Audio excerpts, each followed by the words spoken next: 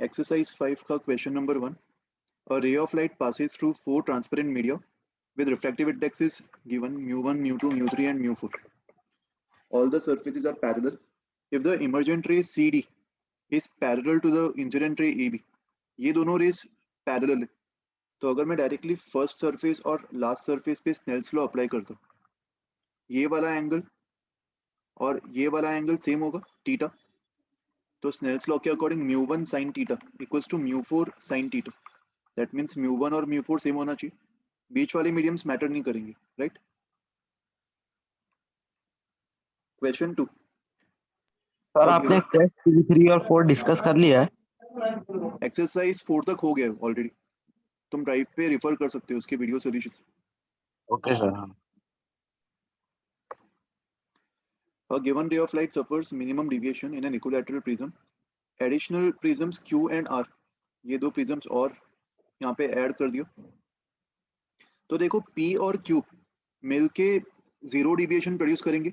जितना P clockwise sense में deviation produce करेगा उतना ही Q एंटी क्लॉकवाइज में डिविएशन प्रोड्यूस करेगा, तो P और Q का इफेक्ट नलीफाई हो जाएगा और R का डिविएशन P जितना ही होगा, तो ओवरऑल इन तीनों प्रिज्म्स का मिला के जो डिविएशन है वो भी सेम होगा जो खाली P प्रोड्यूस कर रहा था. तो ऑप्शन सी मैच हो रहा है, राइट. क्वेश्चन 3. अच्छा, ये वाला सवाल अपन ऑलरेडी कर चुके हैं रेगुलर लेक्चर्स में, याद है सबको. यहाँ पे ये ऑब्जर्वर है. An observer can see through a pinhole the top end of a thin rod of height h placed in the figure. The beaker height is 3h and its radius is h. When the beaker is filled up to a height of 2h, तो मतलब ये वाला जो height है ये भी h होगा क्योंकि टोटल इसको 2h तक फिल किया हुआ है. उस केस में ऑब्जर्वर रॉड का बॉटम देख पा रहा, तो लिक्विड से फिल करने के बाद रे डायग्राम ऐसा होगा. रे यहाँ से यहाँ पे हिट करेगा और रिफ्रैक्शन के बाद सेम पाथ फॉलो करेगा ऑब्जर्वर की आंखों तक जाने के लिए, राइट. तो कैसे सॉल्व करेंगे इसको, हमें रिफ्रैक्टिव इंडेक्स निकालना है लिक्विड का. तो यहाँ पे एक वर्टिकल रेफरेंस लाइन बना दो. अगर तुम ये वाला ट्रायंगल ऑब्जर्व करते, ये वाला ट्रायंगल, इस ट्रायंगल में ये एंगल 45 होगा,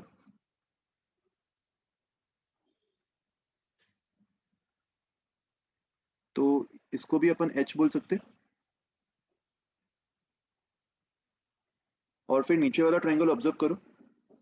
यहाँ पे अगर इसको मैं I मान लूँ और इसको R, R is 45 and tan of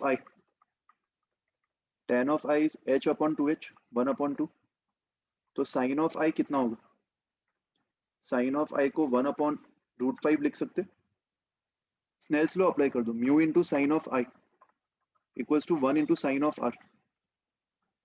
mu into 1/√5 equals to sine of R मतलब साइन 45 1/√2. तो इसको सॉल्व करने पर म्यू की वैल्यू √5/√2 आ जाएगी. Okay. Question 4. Two plane mirrors A and B are aligned parallel to each other as shown in the figure. A ray is incident at an angle of 30 degrees at a point just inside one end of A. The plane of incidence coincides with the plane of figure. The maximum number of times the ray undergoes reflections before it emerges out is equals to. तो देखो यहाँ पे जब first reflection होगा, रे point सी को hit करने वाली और बी से लेके सी तक का डिस्टेंस अपन निकाल सकते हैं, ये वाला डिस्टेंस. इसको अगर मैं डी मान लूँ तो डी की वैल्यू ट्रिग्नोमेट्री से 0.2 इंटू tan ऑफ 30 होगी, मतलब 0.2/√3, राइट. फिर वैसे ही सेकेंड रिफ्लेक्शन में ये फर्दर डी डिस्टेंस ट्रेवल करेगा. तो टोटल अगर इसके n रिफ्लेक्शंस हो रहे तो n रिफ्लेक्शंस में वो nd डिस्टेंस ट्रेवल कर जाएगा और इसको अपन 2√3 के इक्वल कर सकते हैं, राइट. तो यहाँ से n की वैल्यू हमें मिल जाएगी, कितना आ रहा है n, यहाँ से n की वैल्यू 30 आ जाएगी, राइट. देखो यहाँ पे अपन अज्यूम कर रहे हैं कि जो फाइनल रिफ्लेक्शन होगा ना, फाइनली जब रे बाहर निकलेगी यहाँ से, तो यहाँ पे रिफ्लेक्शन नहीं हो रहा है, यहाँ से वो जस्ट बाहर निकल जाएगी. अगर यहाँ पे भी अपन रिफ्लेक्शन अज्यूम करते तो आंसर 31 होता. बट क्योंकि वो पॉइंट ए के जस्ट लेफ्ट से शुरू कर रहा है, तो आखिरी वाला जो पॉइंट है उसके भी जस्ट लेफ्ट से निकल जाएगा, आखिरी वाला रिफ्लेक्शन नहीं होगा, तो इससे ओवरऑल नंबर ऑफ रिफ्लेक्शंस 30 आ जाएंगे। समझ में आया ये सबको? ओके, नेक्स्ट क्वेश्चन देखो, question 5। The size of the image of an object which is at infinity as formed by the convex length of focal length 30 centimeters is 2 centimeters. If a concave lens of focal length 20 is placed between convex lens and the image. Okay, देखो first condition पहले apply करते हैं। First condition में दिया हुआ है size of image of an object which is at infinity as formed by convex lens of focal length, इसका focal length 30 दिया हुआ है,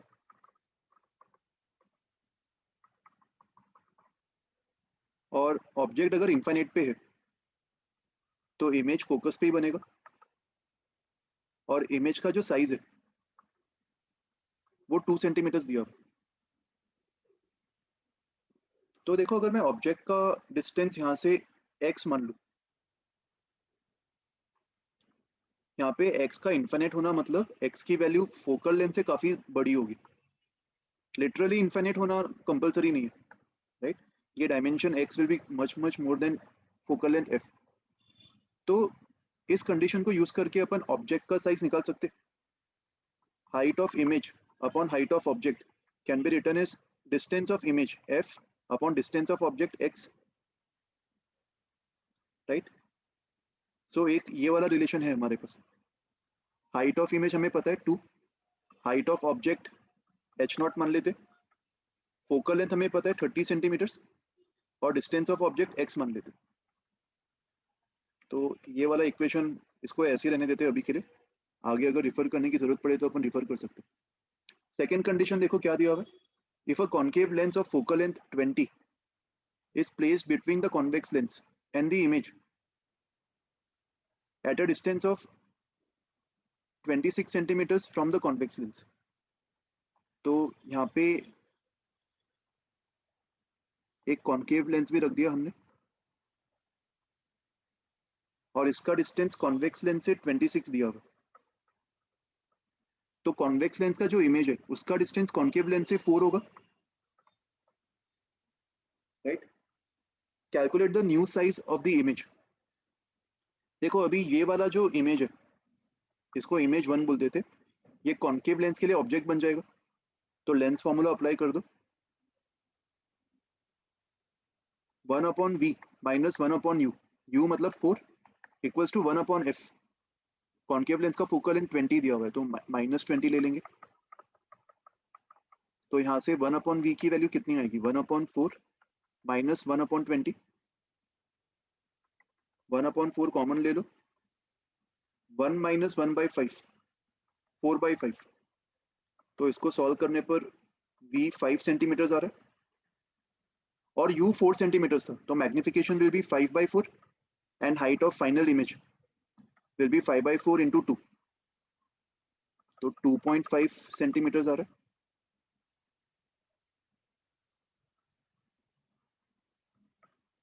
ये समझ में आया सबको? एक्चुअली ये सब करने की जरूरत नहीं थी, जो यहाँ पे अपन ये किया ना, इसकी जरूरत नहीं थी, डायरेक्टली कॉन्केव लेंस से तुम्हें आंसर आ जाता। Okay, question 6।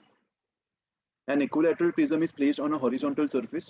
A ray PQ is incident on it for minimum deviation.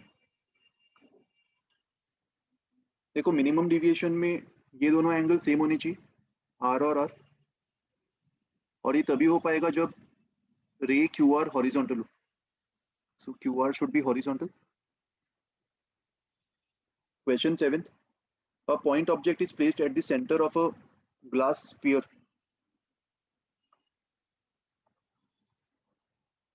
अगर स्पीयर के सेंटर पे एक ऑब्जेक्ट रखा जा रहा है,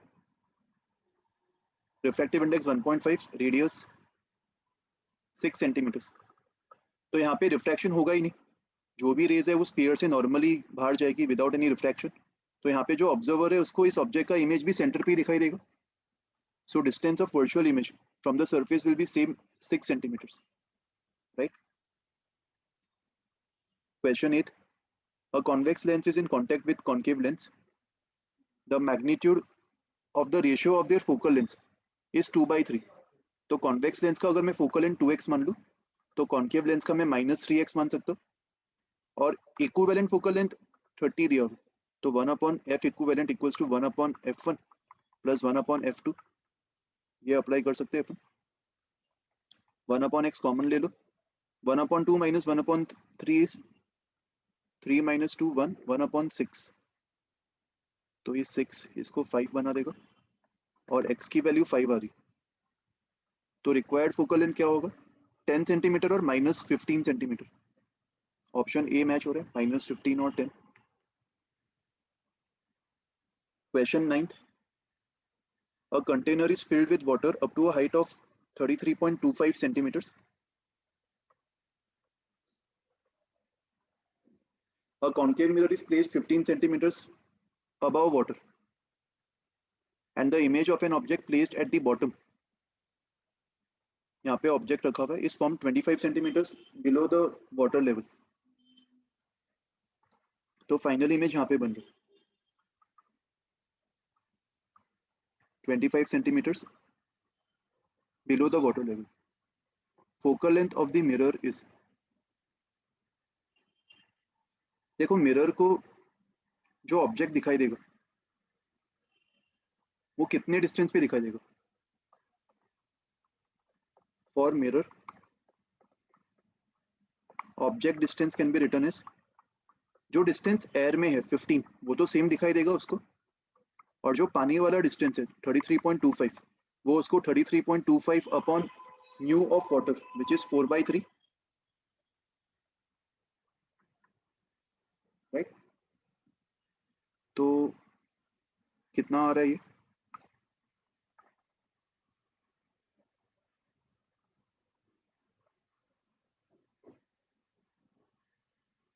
33.25 इंटू 3/4 कितना होगा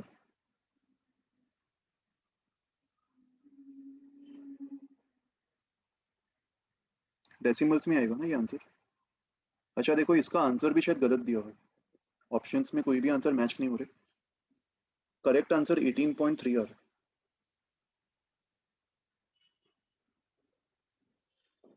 है एक सेकेंड और कोई तरीका होगा इसको सॉल्व करने का देख लेते कॉन्केव मिरर इज प्लेस्ड 15 ये डायमेंशन दिया हुआ है ये डायमेंशन दिया हुआ है तो कॉन्केव मिरर के लिए ऑब्जेक्ट का डिस्टेंस पता होना चाहिए और उसका इमेज का डिस्टेंस ओके तो करना ही पड़ेगा ये ठीक है इसको अभी के लिए मैं ऐसे ही रख रहा हूँ ये distance of object from concave mirror होगा राइट अभी जब कॉन्केव मिरर से रेज वापस रिफ्लेक्ट करेगी रिफ्लेक्ट करके जब वो नीचे जाएगी तो कॉन्केव मिरर का जो इमेज है अगर उसको मैं I1 पे मान लूं उसका डिस्टेंस अगर मैं d मान लूं तो ये वाला जो डिस्टेंस है वो d डैश होगा after reflection so d dash upon d can be written as n2 upon n1 4/3 right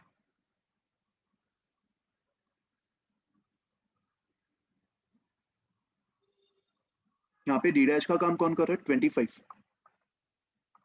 final image और d हमें निकालना है तो इसको सॉल्व करने पर d की वैल्यू 25 इंटू 3/4 आ जाएगी d मिल गया मतलब मिरर के लिए जो v का काम करेगा वो 15 plus d 15 plus 25 into 3/4 with a minus sign ये मिरर के लिए v होगा और मिरर के लिए जो u होगा वो ये होगा 15 plus 3/4 into 33.25 again with a minus sign तो मिरर फॉर्मूला अप्लाई करके तुम फोकल लेंथ निकाल सकते हो 1/v प्लस 1/u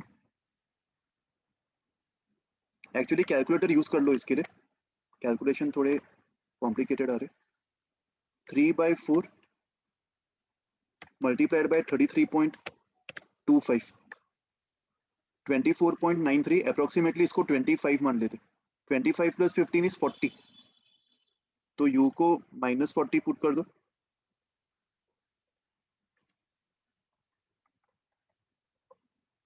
और v के लिए 25 into 3/4 18.75 plus 15 33.75।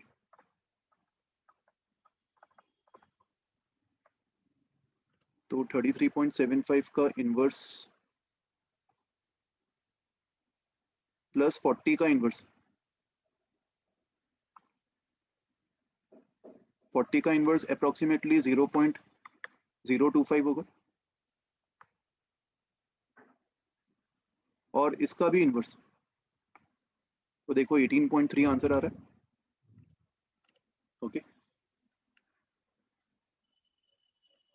Question 10, in an experiment to determine the focal length of a concave mirror by UV method, a student places the object pin A on the principal axis at a distance x from the pole of the mirror. तो ये concave mirror मान लो, ये पोल of the mirror, और यहाँ पे pin ए को उसने रख दिया eight a distance of x. The student looks at the pin and its inverted image from a distance, keeping his eye in line with the principal axis. Inverted real image बन रहा होगा तो definitely object को focus के beyond रखा होगा, focus के left पे। फोकस के लेफ्ट में भी दो केसेस पॉसिबल है, आइदर फोकस और 2f के बीच में, या फिर 2f से भी ज्यादा, या फिर 2f पे भी हो सकता है। तो इनमें से एलिमिनेशन कैसे करेंगे? ये स्टेटमेंट देखो, when the student shifts his or her eye towards the left, the image appears to the right of the object pin.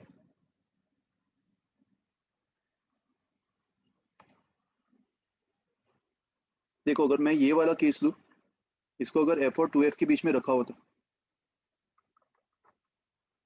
तो इमेज यहाँ पे कहीं तो बनता, इस ऑब्जेक्ट के लिए यहाँ पे इमेज बनता। और अगर मान लो वो अभी राइट तरफ, राइट साइड में अपनी आंखों को शिफ्ट कर रहा है, नहीं sorry, when the student shifts his और हर आई टुवर्ड्स लेफ्ट, तो अगर वो लेफ्ट साइड में अपनी आंखों को शिफ्ट कर रहा है और ऑब्जेक्ट को ऐसे देख रहा है यहाँ से, पहले वो यहाँ से देख रहा था, अभी यहाँ से वो लेफ्ट में शिफ्ट हो गया, तो अभी वो ऑब्जेक्ट को यहाँ से देख रहा है। तो देखो जब उसने अपना व्यू चेंज किया, जब वो ऑब्जेक्ट को लेफ्ट से देख रहा है, तो इसके रिस्पेक्ट में इमेज राइट में आ रहा है, इस ऑब्जर्वर के रिस्पेक्ट में अभी जो इमेज है वो उसको राइट में दिखाई दे रहा है। लेकिन अगर मान लो मैं ये वाला कंडीशन लेता, अगर मैं ऑब्जेक्ट को बियॉन्ड 2f रखता और image between f and 2f बनता, यहाँ पे इमेज बनता, इस केस में जब वो अपना व्यू चेंज करता, इस केस में अगर वो ऑब्जेक्ट को, अगर ऑब्जर्वर ऑब्जेक्ट को यहाँ से देखता तो उसको इमेज भी लेफ्ट की तरफ ही दिखाई देता। समझ में आ रहा है सबको? तो गिवन कंडीशन को सेटिस्फाई करने वाला केस यही होगा, और इस केस में जो ऑब्जेक्ट है वो f और 2f के बीच में लाई कर रहा है, तो ऑप्शन बी सही होगा, राइट?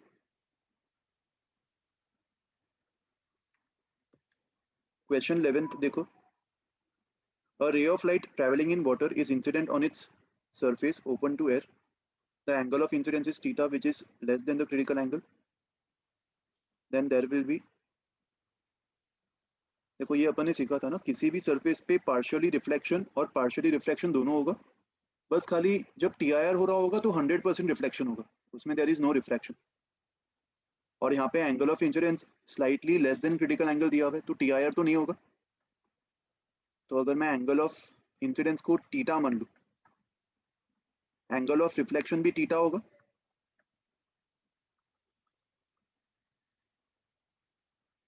और एंगल ऑफ रिफ्रैक्शन, रिफ्रैक्टेड रे कुछ ऐसा बन जाएगा, राइट? तो अगर मैं ये वाला एंगल दिखता, ये वाला एंगल थीटा होता, और इन दोनों के बीच का जो एंगल है वो तुम्हें दिख रहा है 180 माइनस 2 थीटा, तो ये वाला जो एंगल है, angle between reflected and refracted, ये angle less than 180 minus 2 theta होगा। ऑप्शन सी मैच हो रहा है। Question 12. Two beams of red and violet colors are made to pass separately through a prism. Angle of prism is 60. So in the position of minimum deviation, angle of refraction तो same ही होगा ना, minimum deviation के लिए R1 R2 दोनों a/2 के equal होंगे, तो ये रिफ्रैक्टिव इंडेक्स पे डिपेंड नहीं करेगा.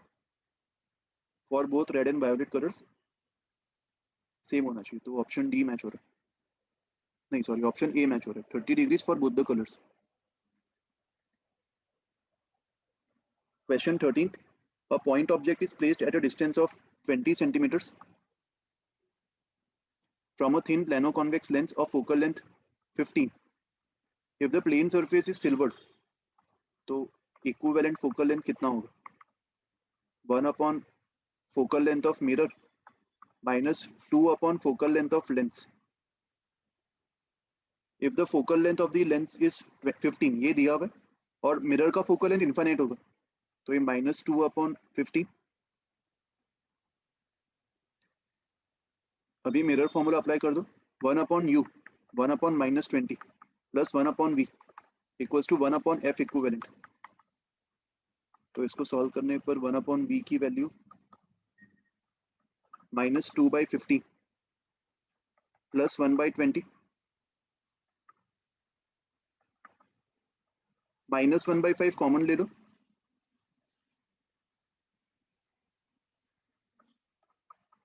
टू बाई 3 minus 1 by 4 बच जाएगा अंदर.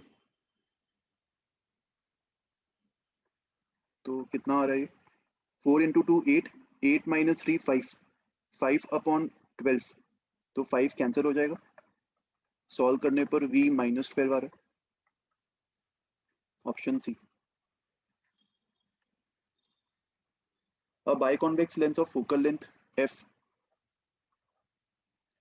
forms a circular image of sun of radius r in focal plane. देखो सन तो इन्फिनिट पे होगा, और सन का अगर मैं ओरिजिनल रेडियस कैपिटल आर मान लूं और इसका डिस्टेंस कैपिटल डी मान लेते, तो इसका इमेज जो बनेगा वो फोकस पे बनेगा, राइट. और ये डिस्टेंस स्मॉल है फोकल लेंथ, और यहाँ पे जो इमेज बनेगा अगर उसका रेडियस में स्मॉल आर मान लूं, तो मैग्निफिकेशन वाले फॉर्मूला के according small R upon capital R should be equals to F upon D. तो radius of image is coming out to be R upon D times F. R मतलब radius of sun and D मतलब distance of sun from the earth. ये दोनों parameters constant. तो यहाँ पे अपन देख पा रहे R is proportional to focal length, तो pi R square will be proportional to focal length का स्क्वायर, ऑप्शन बी, राइट. और सी में देखो क्या दिया हुआ है, if lower part is covered then area of the image is pi R square by 2. ऐसा नहीं होगा, इमेज तो अभी भी पूरा ही बनेगा, बस इंटेंसिटी कम हो जाएगा, राइट. और फोकल लेंथ को डबल करने पर इंटेंसिटी पे कोई असर नहीं होगा, ऑप्शन डी भी इनकरेक्ट. क्वेश्चन 15 देखो, यहाँ पे एक ग्राफ दिया हुआ है, graph between v and u, position of image and position of object for a convex lens, और हमें लेंस का फोकल लेंथ निकालना. तो देखो ग्राफ में ये वाला पॉइंट हमारे लिए काफी इंपॉर्टेंट है. इस पॉइंट से अपन को पता चल रहा है कि जब u -10 होगा तो v +10 होगा. तो यहाँ पे 10 को अपन 2f बोल सकते हैं, तो फोकल लेंथ यहाँ से अपन को मिल जाएगा 5 सेंटीमीटर. तुम लोग ने मेजरमेंट्स एंड एरर्स चैप्टर पढ़ा है क्या अभी तक? यहाँ पे उसका भी कॉन्सेप्ट यूज करना पड़ेगा अपन को. नहीं सर. नहीं पढ़ा है ना अभी तक? अच्छा कोई बात नहीं, मैं तुम्हें शॉर्ट में बता देता हूँ कैसे सॉल्व करेंगे उसको. देखो ये जो स्केल दिया है ना इधर, ये भी इंपॉर्टेंट है. इससे अपन को क्या दिखाई दे रहा है, ये जो स्केल है इसका लीस्ट काउंट क्या होगा? 30 से 31 सेंटीमीटर के बीच में कितने डिवीजन है? 10 डिवीजन.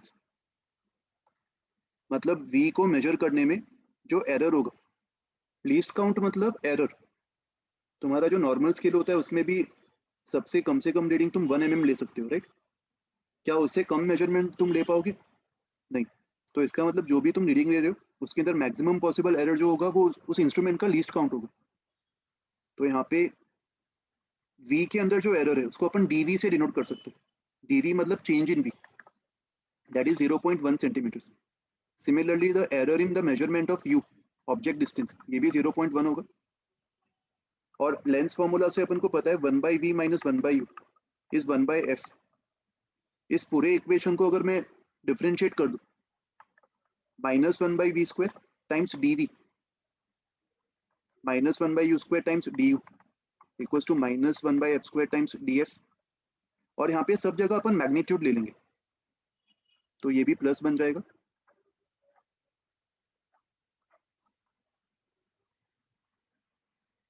dv कितना होगा 0.1 और v कितना है, v को 10 ले लो। सिमिलरली du इज 0.1, सॉरी ये 10 का स्क्वायर होगा and u² is also 10 square. df मुझे निकालना है, फोकल लेंथ में कितना एरर होगा वो निकालना है, क्योंकि सारे ऑप्शंस में अपना फोकल लेंथ का आंसर तो 5 आ रहा है, तो आइदर सी सही होगा या फिर डी सही होगा। और इन दोनों में से सही आंसर निकालने के लिए मुझे फोकल लेंथ में एरर पता होना चाहिए, राइट। df अपॉन f, और f के बदले अपन 5 लिख सकते, तो इस इक्वेशन को सॉल्व करके हमें df मिल जाएगा 0.1 प्लस 0.1 0.2 अपॉन 100 इंटू 5। तो कितना आ रहा है ये,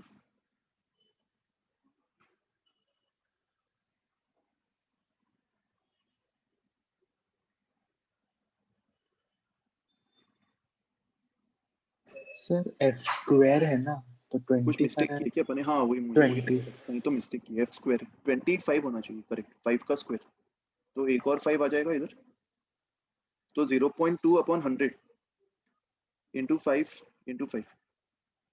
तो इसको 25 कर दो, 25 इंटू 0.2 कितना होगा, 25 इंटू 0.2 इज 5, तो 5 अपॉन 100 तो 0.05, ऑप्शन सी मैच हो रहा है। Okay, question 16, a ball is dropped from a height of 20 meters above the surface of the water in a lake, refractive index दिया है पानी का, the fish inside the lake in the line of fall of the ball is looking at the ball at an instant when the ball is 12.8 meters above the surface, the fish sees the speed of the ball as, देखो ये ऐसे type के सवाल भी अपन कर चुके हैं पहले, राइट। एक सेकंड,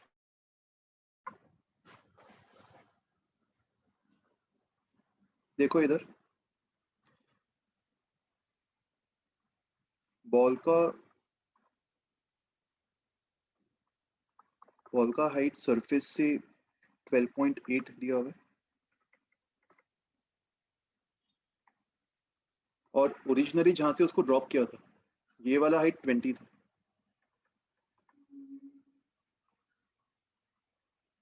तो कितना हाइट वो ड्रॉप हुआ होगा, 20 माइनस 12.8, 7.2 मीटर्स।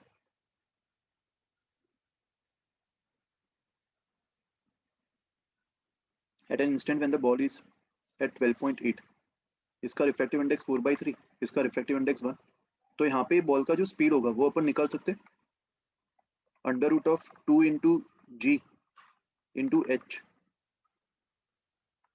तो कितना आ रहा है ये 72 इंटू 2 144 का अंडर रूट 12 मीटर्स पर सेकेंड। और ये डिस्टेंस को अगर मैं y मान लूँ और फिश के अंदर वाले डिस्टेंस को अगर मैं x मान लूँ,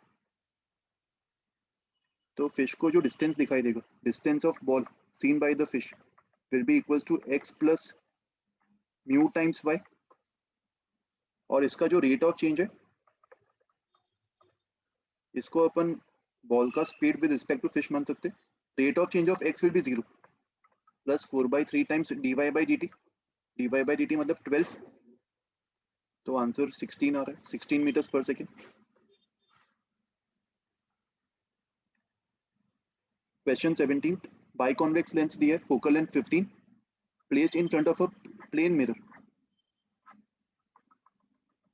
distance between the lens and the mirror is 10 centimeters, a small object is kept at a distance of 30 centimeters from the lens, यहाँ पे ऑब्जेक्ट को रखा हुआ है, ये वाला डायमेंशन 30 दिया हुआ है, the final image is,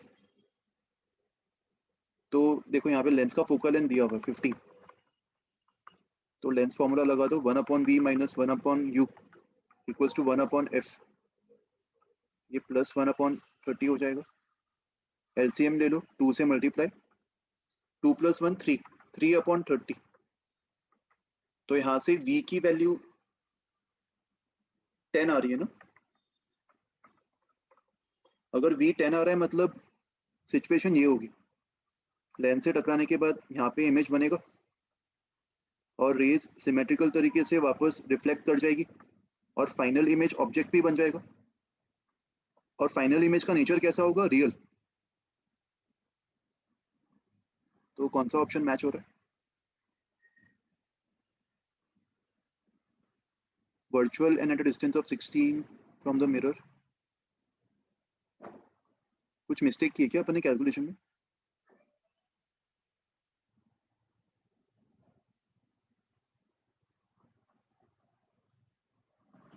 one upon v minus 1/u equals to 1/f।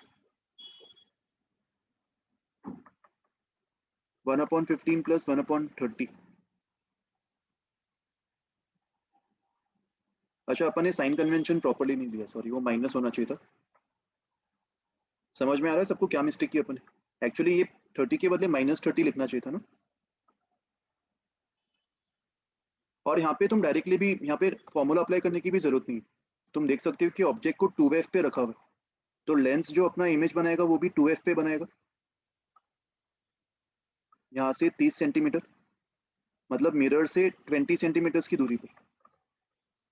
और मिरर के लिए जो I1 है वो वर्चुअल ऑब्जेक्ट होगा, तो इस वर्चुअल ऑब्जेक्ट का रियल इमेज बना देगा मिरर यहाँ से 20 सेंटीमीटर पे। So final image will be at a distance of 20 centimeters from the mirror and it will be real in nature. Option D match हो रहा है, right? Question 18. Light ray traveling in a glass medium is incident on glass air interface at an angle of theta.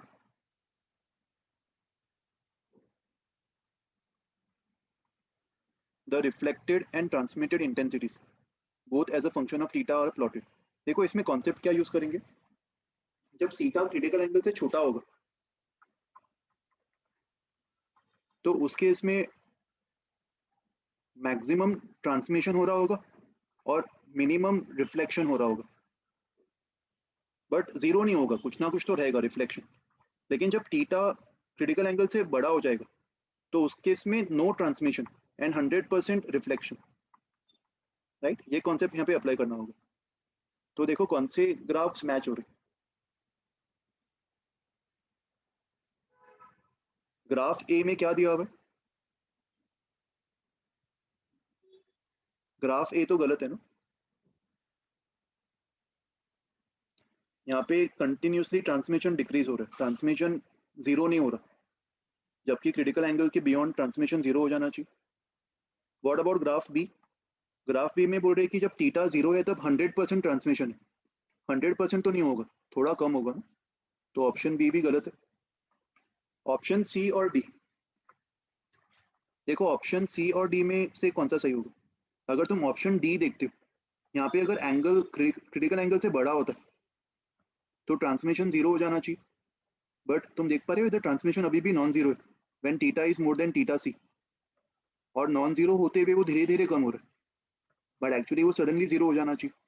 तो option C match हो रहा है। Option सी में जैसे ही angle critical angle से बड़ा हुआ उसके बाद 100% रिफ्लेक्शन हो रहा है। रिफ्लेक्शन मतलब डॉटेड लाइंस एंड ट्रांसमिशन मतलब बोल्ड लाइन, और 0% ट्रांसमिशन। ओके,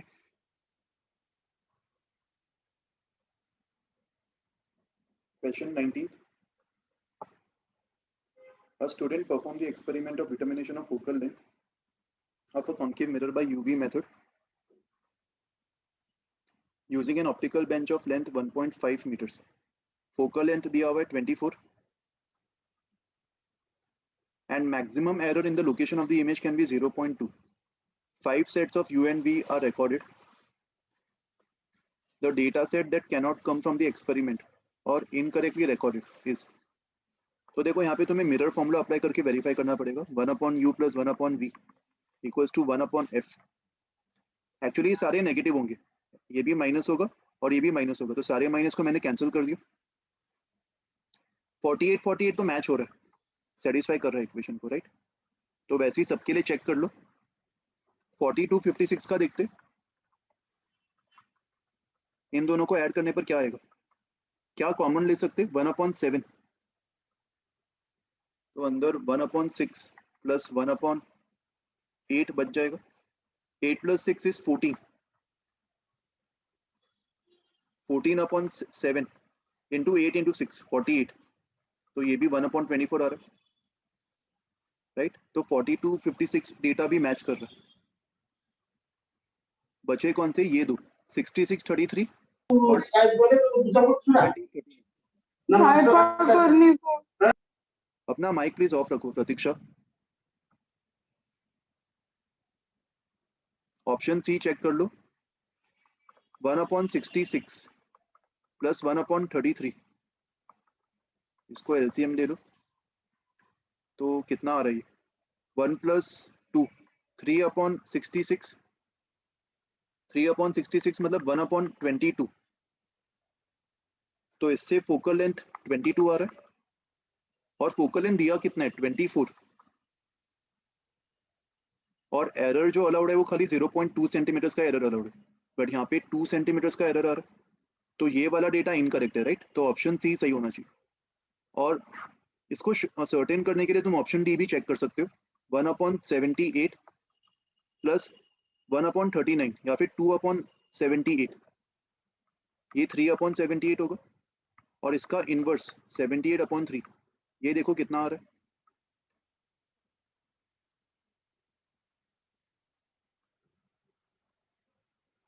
ये भी मिसमैच कर रहा है ना, इसमें भी 2 का ही डिफरेंस आ रहा है।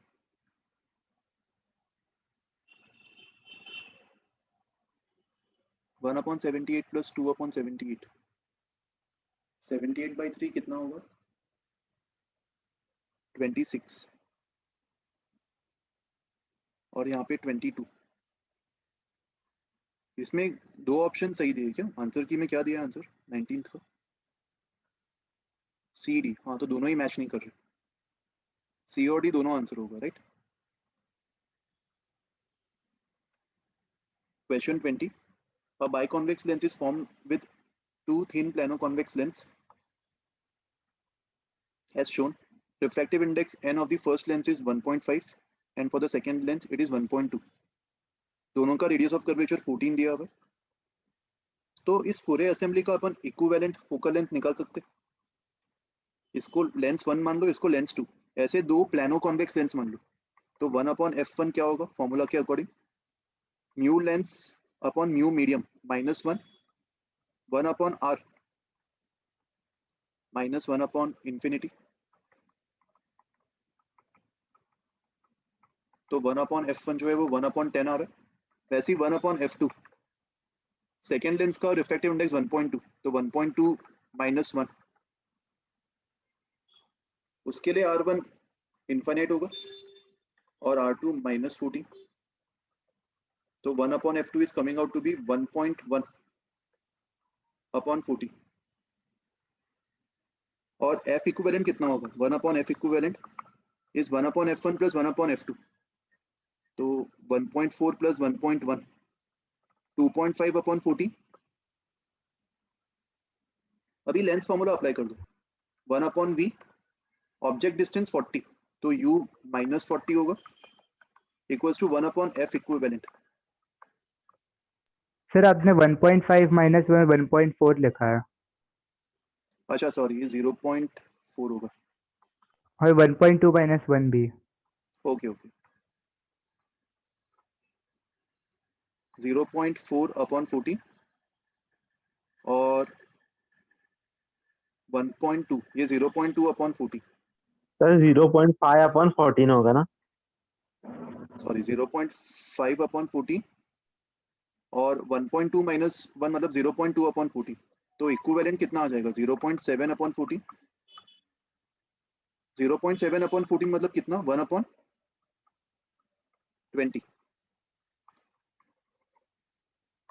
तो देखो इसको सॉल्व करने पर v कितना आ रहा है, 1/20 माइनस 1/40, v 40 आ जाएगा इसको सॉल्व करने पर, okay.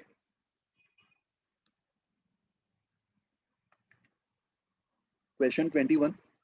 The image of an object formed by plano-convex lens at a distance of 8 centimeters from the lens. ये plano-convex lens मान लो, ऑब्जेक्ट को लेंस से 8 सेंटीमीटर्स पे रखा हुआ. The image is real and 1/3 the size of the object. 1/3 the size of the object मतलब image 8/3 पे बना होगा. The wavelength of light inside the lens is 2/3 times the wavelength in free space. तो अगर wavelength lens के अंदर 2/3 times wavelength in vacuum, तो मतलब स्पीड भी लेंस के अंदर 2/3 times the speed in vacuum होगा.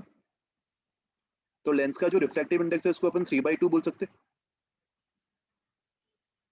सबसे पहले फोकल लेंथ निकाल लो लेंस फॉर्मूला अप्लाई करके. 1/v minus 1/u equals to 1/f. 3/8 plus 1/8 4/8. तो फोकल लेंथ 2 आ रहा है और 1 focal length is mu lens minus 1. 3/2 minus 1 1/2 into 1/r1 minus 1/infinity. तो यहां से रेडियस ऑफ कर्वेचर 1 मीटर आ रहा है लेंस का.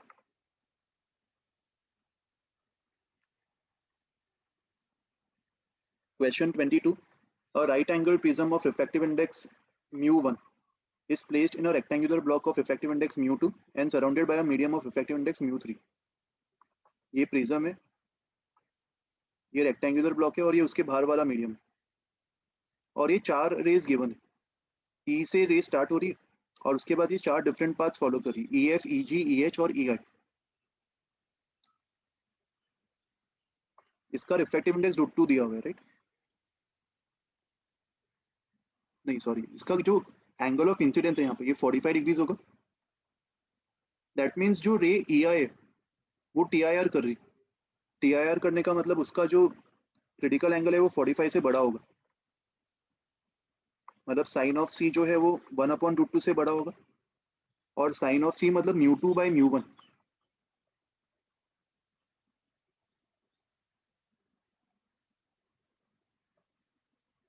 This should be more than 1/√2.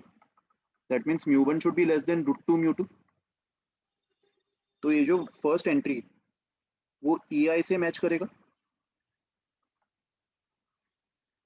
फिर सेकेंड एंट्री देखो μ2 मोर देन μ1. μ2 मोर देन μ1 मतलब रे टूवर्ड्स द नॉर्मल बेंड करेगा और वो खाली इसके लिए कर रहा है EF के लिए. और μ2 ग्रेटर देन μ3 तो यहाँ पे अवे फ्रॉम द नॉर्मल भी बेंड हो रहा है.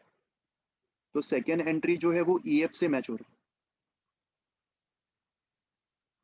थर्ड एंट्री μ1 इक्वल्स टू μ2 मतलब रे सीधा चली जाएगी तो EG से मैच करेगा. और fourth entry μ2 less than μ1 less than √2 μ2. Less than √2 μ2 मतलब TIR नहीं होगा और μ2 लेस देन μ1 मतलब रे away from the normal bend करेगी और μ3 भी लेस देन μ2 है तो रे 2 बार away from the normal bend कर रही और वो EH में होगा. तो ऑप्शन 4 EH से मैच हो जाएगा. तो देख लो इसके करस्पॉन्डिंग कौन सा कोड मैच हो रहा है. P is matching with 2, Q is matching with 3, R is matching with 4. तो ऑप्शन डी मैच हो रहा है right.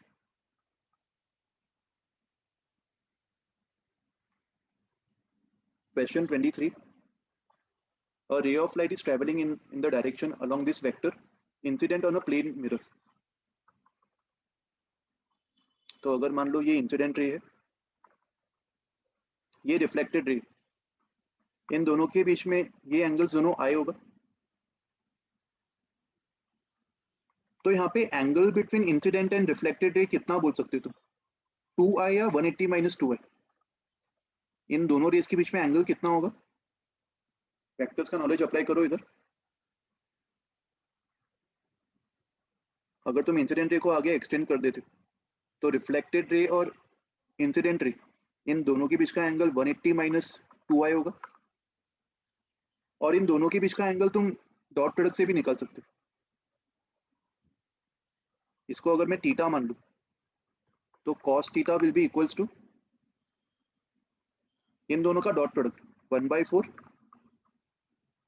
1 dot 1 is 1 I cap dot I cap is 1 -3 और दोनों का मैग्नीट्यूड तो वैसे भी 1 ही दिया हुआ है, they are unit vectors.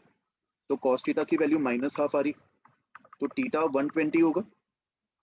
That means 180 minus 2i is 120। तो i की वैल्यू यहाँ से 30 डिग्रीज आ जाएगी।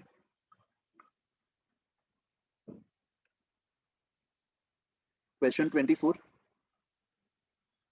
a transparent thin film of thickness of uniform thickness and refractive index 1.4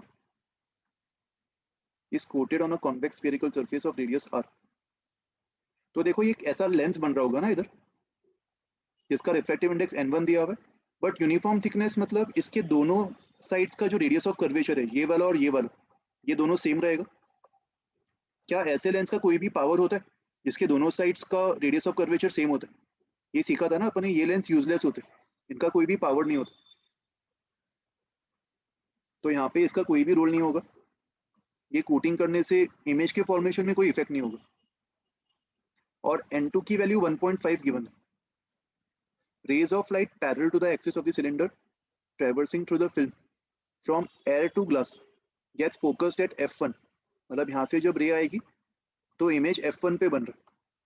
तो स्फेरिकल रिफ्रैक्शन वाला फॉर्मूला अप्लाई कर दो, n2 by f1 minus n1 by infinity equals to n2 minus n1 by r।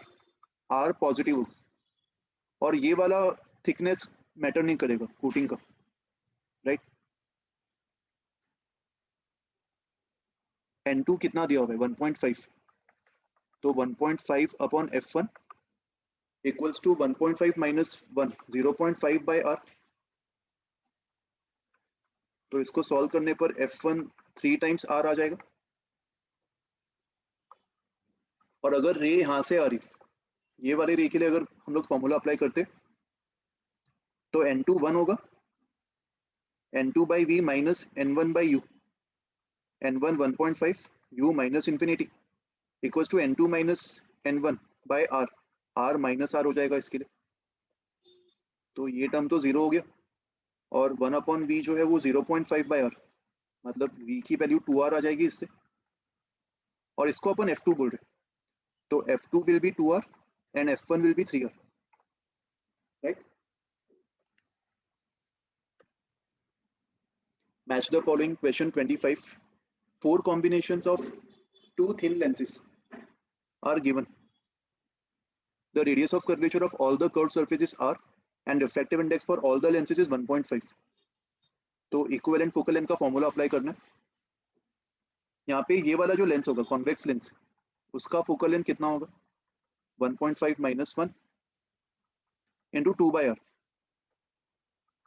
तो एक lens का focal length r आ रहा है, तो दो लेंस को अगर लगा देंगे तो फोकल लेंथ r/2 हो जाएगा, राइट। ये एंट्रीज मैच होंगे। अच्छा, अगर प्लानो कॉन्वेक्स लेंस है तो 1 by f equals to 1.5 minus 1 into 1 by r, ये 1/2 होगा। तो एक का फोकल लेंथ 2r आ रहा है, और अगर ऐसे दो सिमिलर साथ में लगा देंगे तो उसका फोकल लेंथ r बन जाएगा।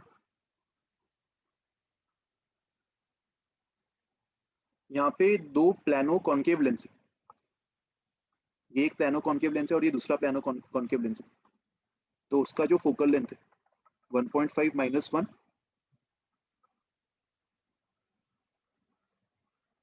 1 upon infinity minus 1 upon r। तो एक का कितना आ रहा है 1.5 माइनस 1 इज 0.5 माइनस 1/2 r, और क्योंकि ऐसे दो है तो फोकल लेंथ माइनस r हो जाएगा इसके लिए। और इन दोनों कॉम्बिनेशन के लिए ये वाले लेंस का फोकल लेंथ r आया था और प्लानो कॉन्वेक्स का फोकल लेंथ कितना आया था, प्लानो कॉन्केव का -2r। तो 1 upon r minus 1 upon 2r, इसको सॉल्व करने पर फोकल लेंथ 2r आ जाएगा। ये एंट्री 1 से मैच करेगा, राइट। तो देख लो कौन सा कोड मैच हो रहा है, P2 Q4, P2 और Q4 खाली ऑप्शन बी में दिया हुआ। Okay, question 26, two identical glass rods S1 and S2 of refractive index 1.5 have one convex and of radius of curvature 10 centimeters. ये दोनों सेम रेडियस ऑफ कर्वेचर के होंगे, दोनों के बीच में सेपरेशन दिया हुआ है, ऑब्जेक्ट को यहाँ पे रखा हुआ है eight a distance of 50, and finally जो रेज है वो S2 के अंदर पैरेलली जा रही है, इसको S1 मान लो, इसको S2, तो फाइनली रे यहाँ पे पैरेलल जा रही है। तो S2 पे अगर मैं स्फीयरिकल रिफ्रैक्शन वाला फॉर्मूला अप्लाई कर दूं, S2 के लिए V इन्फिनिट होगा N2 by V minus N1 by U equals to N2 minus N1, N2 minus N1 by R, R plus 10 होगा और N1 1 होगा, तो यहाँ से minus 1 by U, 1.5 minus 1 0.5 upon 10, 1 upon 20, तो U minus 20 आ रहा है। मतलब S2 के लिए जो ऑब्जेक्ट है वो इससे 20 सेंटीमीटर्स लेफ्ट पे बन रहा होगा। लेट्स कॉल दिस I1, और I1 जो है वो S1 का इमेज भी होगा, P का इमेज। तो S1 पे अगर अपन स्फीयरिकल रिफ्लेक्शन वाला फॉर्मूला अप्लाई करते, N2 by V minus N1 by U equals to N2 minus N1 by R, और इसके लिए R minus 10 हो जाएगा, तो 1 by 5 plus 1.5 upon, sorry 1 by V plus 1.5 upon 50 equals to 1 by 20.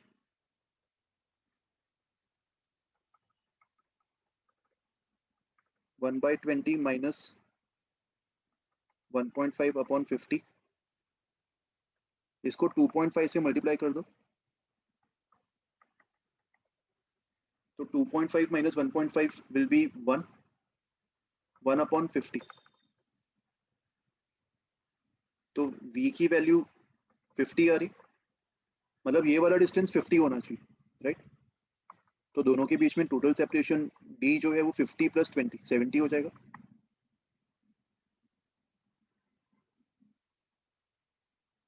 Question 27, a parallel beam of light is incident from air at an angle of alpha. Sir एक बार last slide करो ना। हाँ बताओ।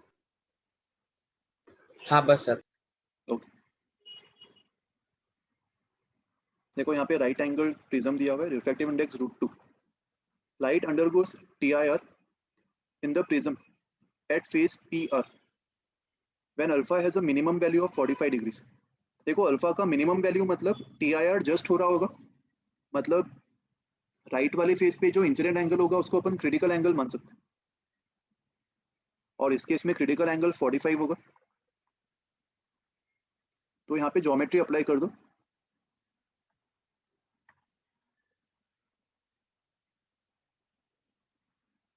Theta find करना है हमें prism का angle.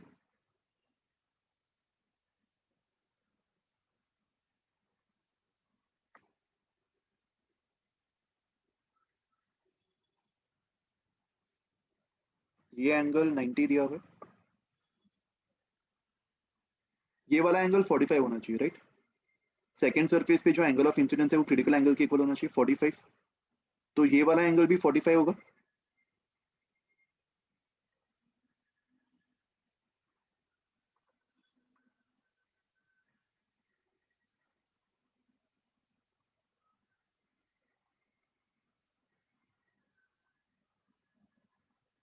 ये वाला भी 45 आ रहा है, मतलब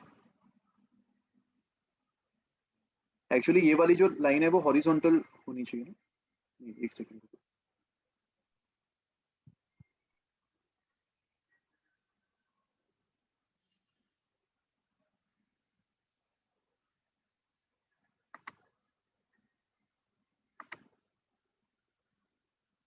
कुछ तो मिस कर रहे थे अपन, एक सेकंड।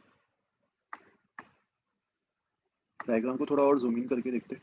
सर अल्फा का मिनिमम वैल्यू दे रखा है तो म्यू1 साइन थीटा 1 यूज कर सकते हैं क्या? एक सेकंड, अल्फा दिया है ना, अल्फा 45 दिया हुआ है, करेक्ट, फिर तो हो जाएगा। देखो इस केस में अल्फा की वैल्यू दी है ना 45, ये अपन ने यूज नहीं किया अभी तक। तो अगर अल्फा 45 है तो अपन ये वाला एंगल निकाल सकते हैं स्नेल्स लॉ से, 1 into sine 45 equals to √2 into sine r. तो आर 30 डिग्रीज हो जाएगा, मतलब ये वाला एंगल 30 हो जाएगा, राइट। तो देखो ये वाला जो ट्राइंगल है,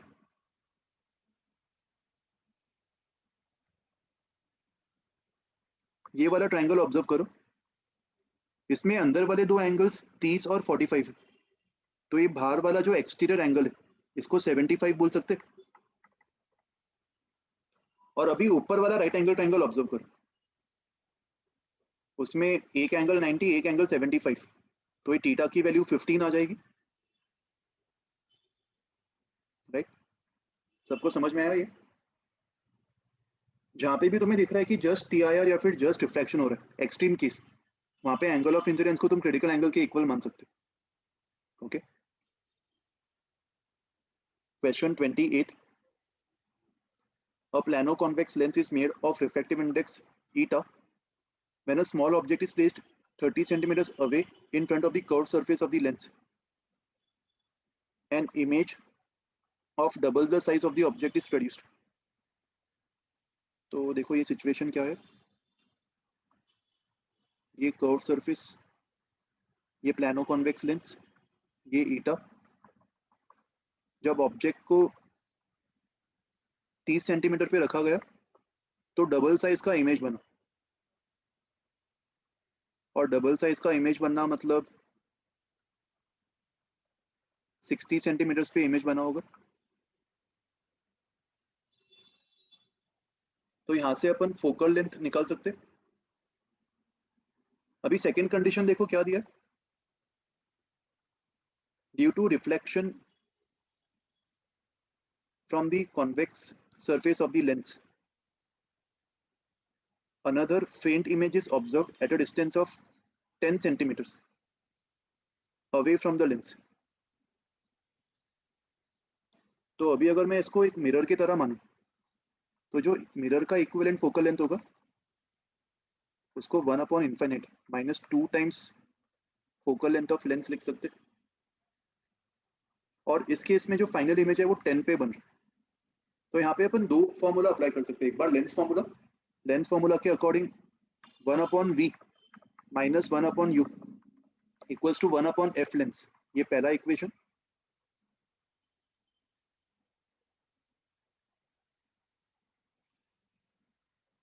एंड सेकेंड, इससे हमें एफ लेंस मिल जाएगा, राइट।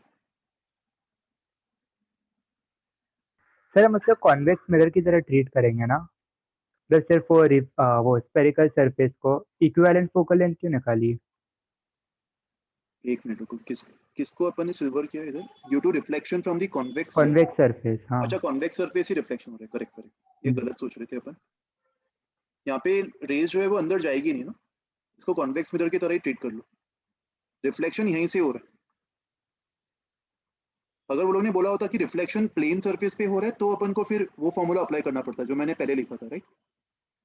तो यहाँ पे डायरेक्टली अगर मैं इसका रेडियस ऑफ कर्वेचर आर मान लूँ तो कॉन्वेक्स मिरर का फोकल लेंथ r/2 हो जाएगा। और इमेज कहाँ पे बन रहा है 10 सेंटीमीटर, कैसा इमेज होगा, रियल या वर्चुअल? कॉन्वेक्स मिरर के लिए इमेज हमेशा राइट में बनता है, राइट। तो मिरर के लिए v की वैल्यू 10 ले लो, u minus 30, 1 upon v plus 1 upon u equals to 1 upon f mirror which is r/2। तो यहाँ से अपन को रेडियस ऑफ कर्वेचर मिल जाएगा, 1 अपॉन 10 कॉमन ले लो, 1 माइनस 1/3 इज 2/3। तो रेडियस ऑफ कर्वेचर कितना आ रहा है?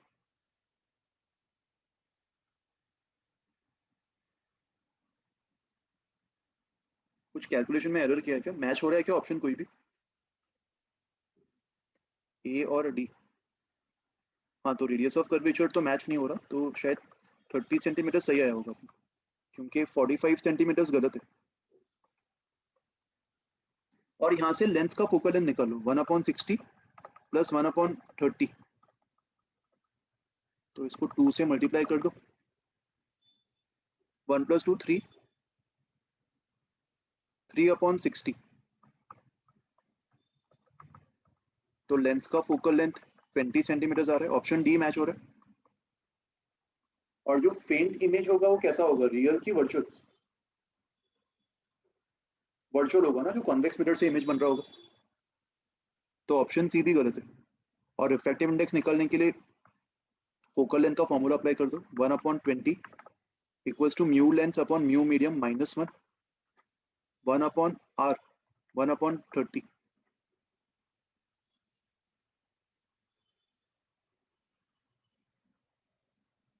तो म्यू लेंस -1, 3/2, 1.5 आ रहा है, तो रिफ्रैक्टिव इंडेक्स 2.5 आ जाएगा।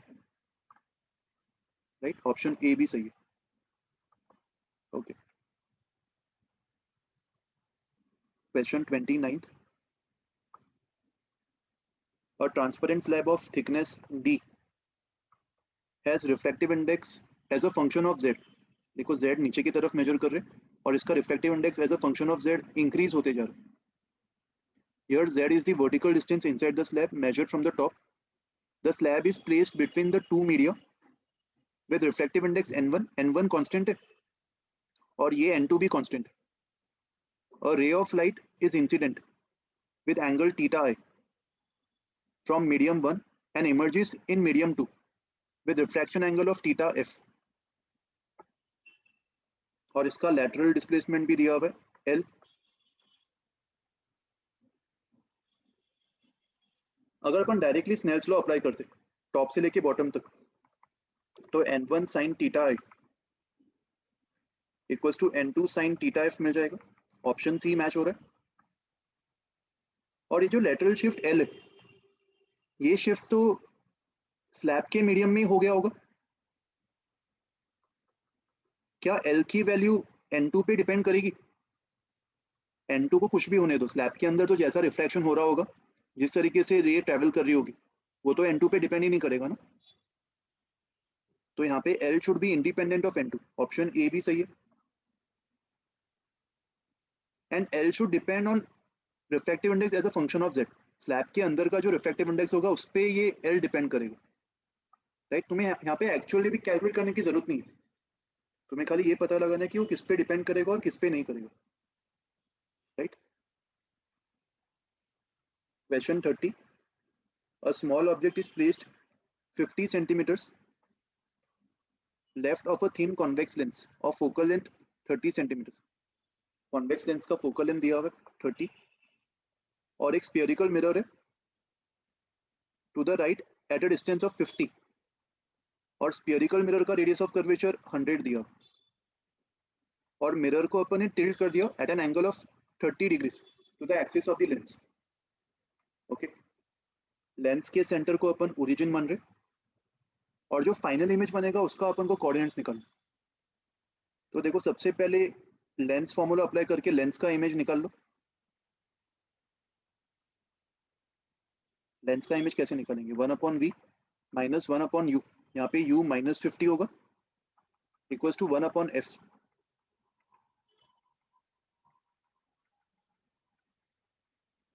टू अपॉन 15, 2/15, 2 10 को कैंसिल करके 5 बना देगा, तो ये 1/75 बच जाएगा।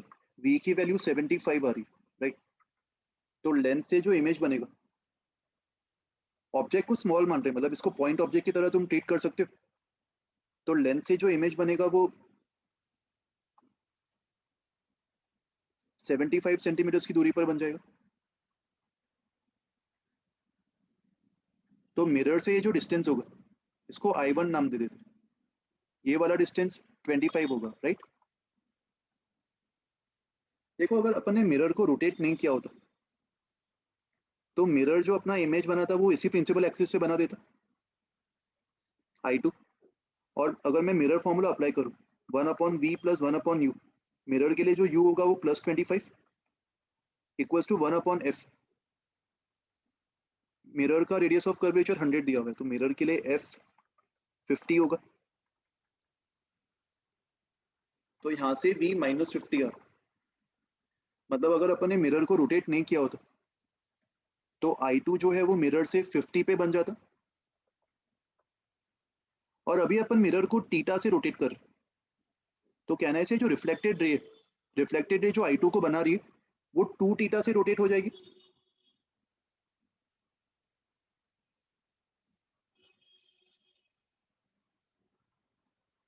रिफ्लेक्टेड रे अभी ऐसे होगी, तो जो इमेज पहले 50 सेंटीमीटर हॉरिजॉन्टल एक्सिस पे बन रहा था वही इमेज अभी 50 सेंटीमीटर ये वाले एक्सिस पे बन जाएगा। फाइनल इमेज ये होना चाहिए along this axis at a distance of 50 centimeters from the mirror, और ये एंगल 60 डिग्रीज होगा, राइट। तो फाइनल इमेज जो है उसका y कोऑर्डिनेट कितना होगा, 50 sin 60 which is 25√3, और फाइनल इमेज का horizontal distance from the mirror, इसको मैं h बोल देता हूँ, ये 50 cos 60 होगा which is 25।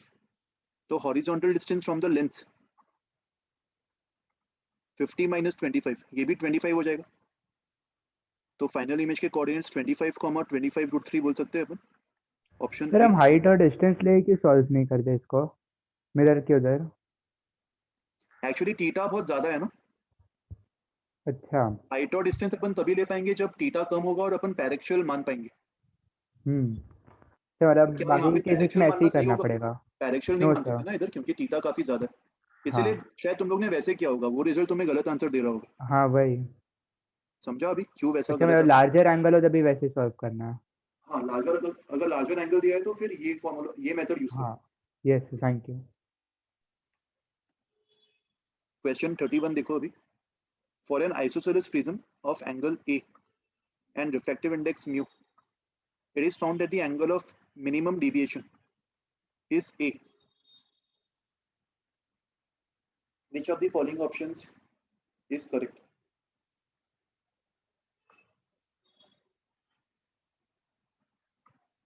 डेल मिन को अपन क्या लिख सकते हैं, 2i minus a, a equals to 2i minus a, तो यहाँ से i भी a के इक्वल आ जाएगा।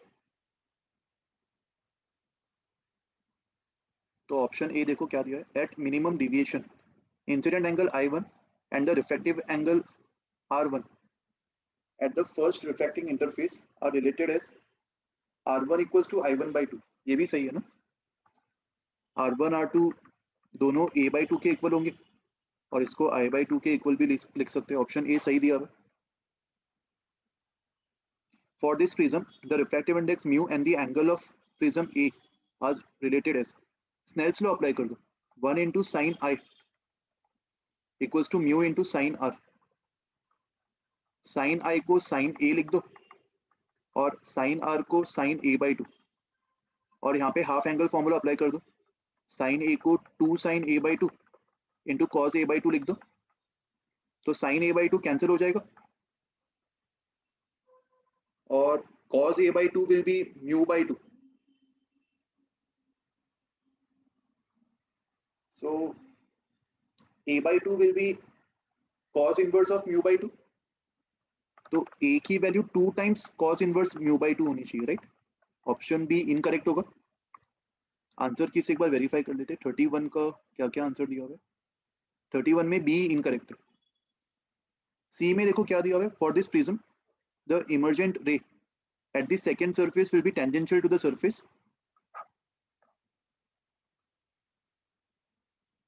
when the angle of incidence at the first surface I1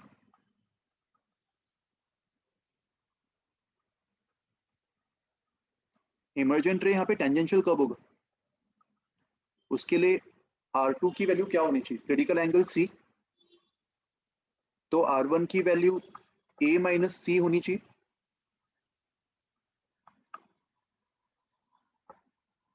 Snell's law apply कर दो,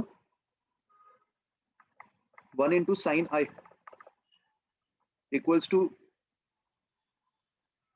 mu into sin R1, mu into sin of A minus C, right?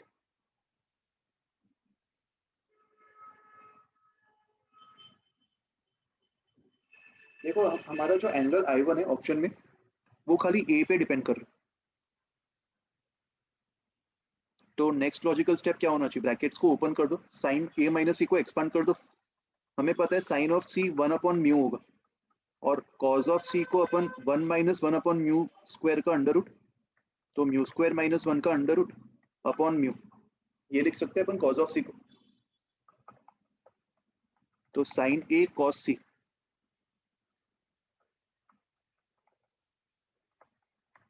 Mu cancel हो जाएगा, माइनस कॉस ए sign सी, sign सी को भी 1 upon mu लिखेंगे और mu cancel हो जाएगा, राइट।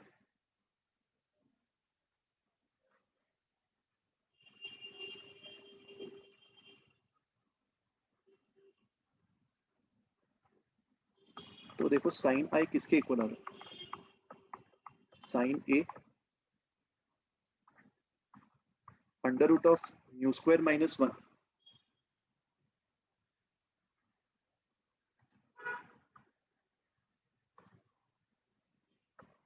Minus cos A. अभी म्यू स्क्वायर माइनस 1 को, म्यू को ए के टर्म्स में कैसे लिखेंगे,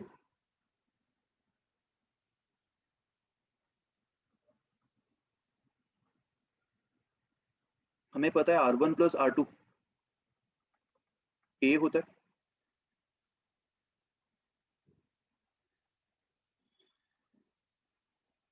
नहीं बट इसी से अपन ने R1 निकाला था ना, ए माइनस सी,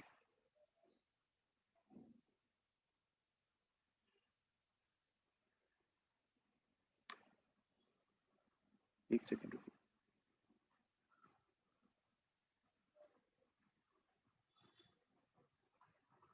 ए और म्यू के बीच में रिलेशन आया था अपन, हाँ ये फर्स्ट वाला रिलेशन यूज कर सकते हैं ना, ए और म्यू के बीच में ये वाला रिलेशन यूज कर सकते हैं अपन। म्यू की वैल्यू किसके इक्वल आई थी, 2 cos a बाई 2 आया था ना म्यू यहां से, तो म्यू को 2 cos a बाई 2 लिख दो, तो ये 4 cos स्क्वायर a बाई 2 बन जाएगा, तो ऑप्शन बी भी मैच हो रहा है, सॉरी ऑप्शन सी भी मैच हो रहा है, और option D for the angle of incidence I1 equals to a, the ray inside the prism is parallel to the base of the prism, ये भी सही है, क्योंकि जब I1 a के इक्वल होगा तब मिनिमम डिविएशन वाला कंडीशन सेटिस्फाई हो रहा है, और अपन ने नोट्स में सीखा था कि अगर आइसोसेलेस ट्राइंगल है तभी प्रिज्म के अंदर वाला रे बेस के पैरेलल होगा, राइट, और इस केस में प्रिज्म आइसोसेलेस दिया हुआ, तो ऑप्शन डी भी सही होगा। ओके, क्वेश्चन पैराग्राफ दिया हुआ है, पैराग्राफ 1, इसमें शायद 2 क्वेश्चन है।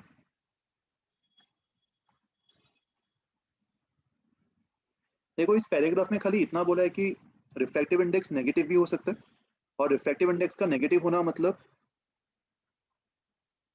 जनरली अपन रिफ्रैक्शन ऐसे लेते, ये थीटा,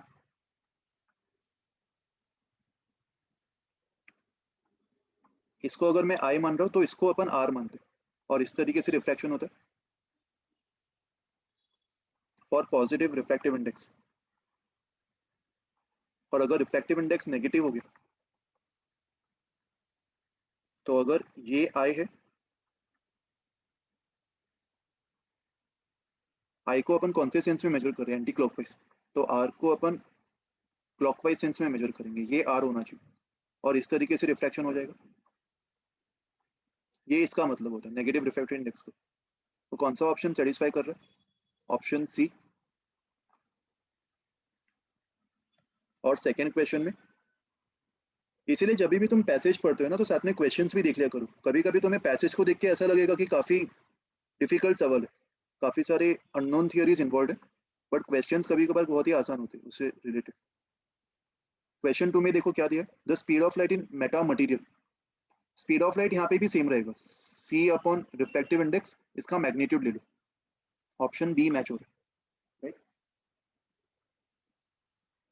ये वाले रिलेशन से तुम देख सकते हो, यहाँ पे भी अपन रिफ्रैक्टिव इंडेक्स को speed of light in vacuum upon speed of light in medium में डिफाइन कर रहे हैं, तो ये तो स्ट्रेट फॉरवर्ड आंसर हो गया। फिर passage 2, light guidance in an optical fiber can be understood by considering a structure comprising of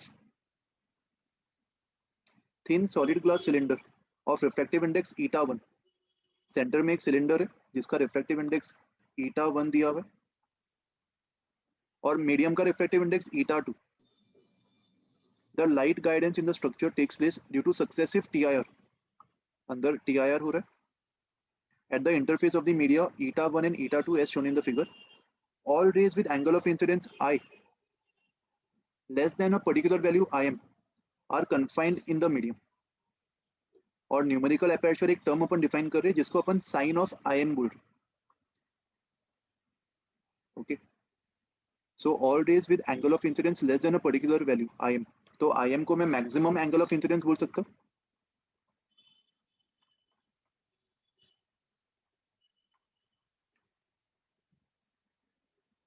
तो यहाँ पे TIR वाला कंडीशन अप्लाई कर देते. क्रिटिकल केस में ये वाला एंगल C होगा, ये एंगल C होगा और उसके बाजू वाला एंगल π/2 - C. तो स्नेल्स लॉ अप्लाई कर दो. इसके करस्पॉन्डिंग जो I होगा उसी को अपन Im बोल रहे. N1 sine of R which is cos of C. तो साइन ऑफ Im जिसको अपन Na डिफाइन करें न्यूमेरिकल अपर्चर, इसकी वैल्यू N1 times cos of C होगी. राइट, तो इसके बेसिस पे क्वेश्चन देखते हैं क्या दिया. For two structures namely S1 and N1 equals to 45 under root of 45/4 and N2 equals to 3/2 and second structure S2 में ये N1 है और ये N2 है, and taking the refractive index of water to be 4/3 and that of air to be 1, the correct options is are Na of S1 immersed in water is same as that of S2 immersed in liquid of refractive index 16/3√15. देखो कैसे solve करेंगे इसको. Na of S1 immersed in water, ये क्या होगा? एक second, option A को verify कर लेते. S1 को अगर पानी में इमर्स किए, साइन C को अपन क्या लिख सकते? साइन C को अपन N2/N1 बाहर का रेयर मीडियम अपॉन ग्लास का जो स्ट्रक्चर है उसका डेंसर मीडियम, और S1 को अगर पानी में इमर्स करेंगे तो N2 क्या बन जाएगा?